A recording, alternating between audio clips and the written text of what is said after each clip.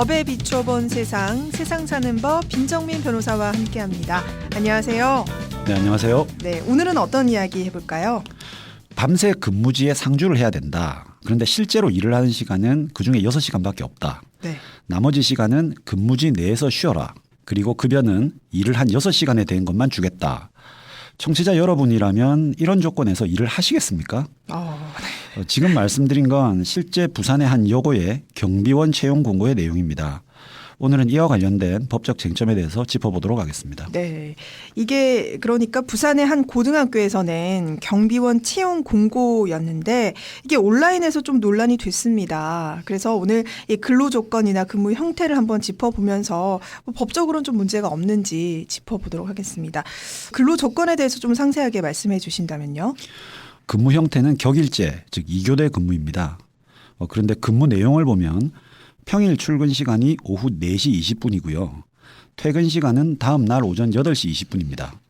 즉 16시간을 근무지에 머물러야 한다는 거죠. 그런데 이 중 실제 근무 시간은 6시간이고요. 네. 나머지 10시간은 수면 및 휴식 시간이라고 합니다. 휴일은 더한데요. 휴일은 오전 8시 20분에 출근을 해서 다음 날 아침 8시 20분까지 꼬박 24시간을 머물러야 되는데요. 이 중 근무 시간은 9시간이고 나머지 15시간은 쉬는 시간입니다. 듣고 보니까 휴식 시간이 근무 시간의 거의 2배네요. 네, 그렇습니다. 네. 근데 이제 종일 학교에 상주해야 하는 조건인데도 기본급 이제 임금은 어떤 제시된 근무 시간에만 지급한다고 해서 이게 논란이 됐었던 거죠. 예, 그렇습니다. 네. 말씀하신 대로 임금 때문인데요. 출근 시간에서 수면 및 휴식 시간을 제외한 나머지, 즉 실제로 근무하는 시간인 평일 6시간, 휴일 9시간 동안만 급여를 지급하기로 해서 문제가 되고 있습니다. 네. 그래서 이게 근무 시간에만 적용한다. 그러면 임금이 어느 정도인 건가요? 예, 공고에 따르면 월 기본급이 86만 8,400원입니다. 네. 비록 약간의 수당이 붙기는 합니다만은 정부에서 정한 1인 최저생계비에도 미치지 못하는 금액입니다. 이게 어떤 경비원의 좀 직종의 특수성을 감안하더라도 임금이 너무 낮은 거 아닌가요? 네, 학교 측 입장에 따르면 네네. 자신들은 교육청 지침에 따른 것이라고 합니다. 항상 학교에 없어도 된다. 그리고 경비 업무를 위한 특정 시간에만 머무르면 되기 때문에 네. 이렇게 해도 문제가 없다는 입장입니다. 네, 이게 문제가 없다는 게 좀 더 심각한 문제가 아닌가 싶은데 그래서 이게 온라인상에서는 무슨 노예계약 아니냐 이런 얘기도 나오고 있던데요. 법을 좀 살펴보겠습니다. 이렇게 상주하는 시간은 근무 시간으로 전혀 볼 수가 없는 건가요? 임금으로는 책정이 안 되는 겁니까? 네, 고용노동부의 입장도 이제 법적으로는 문제가 없다는 입장입니다. 네. 즉 근로기준법의 해석상 근무를 위한 대기 시간은 근로 시간에 포함이 되어 임금을 지급해야 되지만 대기 시간을 벗어난 이제 수면이나 휴식 시간의 경우에는 네. 근무 시간으로 보지 않습니다. 따라서 그 시간에 대해서는 급여를 지급하지 않아도 된다는 그런 입장입니다.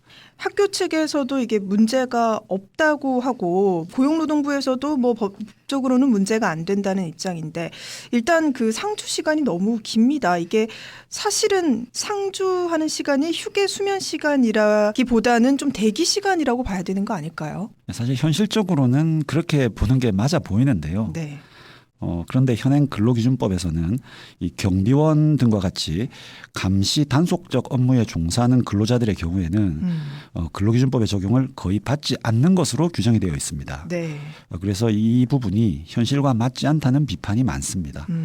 그러니까 이게 진정으로 휴게 시간으로 보장이 되는지 이것도 참 의문입니다. 예, 그렇습니다. 앞서 학교 측에서도 밝힌 바와 같이 그 시간에 꼭 학교에 출근하지 않아도 된다고 하지만은 네. 실제 채용 공고를 보면요. 분명히 출근을 해야 된다. 이렇게 규정이 되어 있습니다. 네네. 그리고 말씀하신 대로 갑작스럽게 일이 터졌을 때 빨리 복귀하지 않으면 근로자가 불이익을 받을 확률이 크기 때문에 네. 진정한 의미에서 업무에서 벗어났다고 보기는 좀 힘들죠.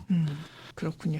이게 한 고등학교의 경비원 어떤 채용 공고의 문제일까 싶습니다. 뭐 학교에서나 또 아파트 또 공장에도 경비원 분들이 계시잖아요. 이런 실태가 어떤지 좀 엿보게 되는데 개선이 좀 필요해 보입니다.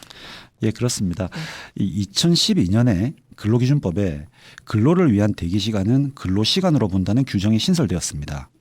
그리고 3년 후인 2015년에는 최저임금 법령이 개정이 되어서 경비원과 같은 감시 단속적 근로자에게도 최저임금 전액을 지급하도록 되었습니다. 네. 그러자 최저임금 지급을 회피하기 위해서 사용자들이 강제로 수면 및 휴게 시간을 설정하는 방식으로 근무 시간을 줄이게 된 것이죠. 네. 더구나 최근 몇 년간 최저임금 인상률이 굉장히 높아졌지 않습니까? 그 덕분에 더 이런 경향이 강화가 됐고요. 사용자 입장에서는 비용을 줄이는 것도 중요하지만 근로자 입장에서는 정말 답답한 일이 아닐 수가 없습니다. 하루빨리 이에 대한 법적 제도적 개선이 필요할 것으로 보입니다. 네. 오늘은 이 부산 여고에서는 경비원 채용 공고 논란 함께 짚어봤습니다. 지금까지 빈정민 변호사였습니다. 고맙습니다. 예, 감사합니다.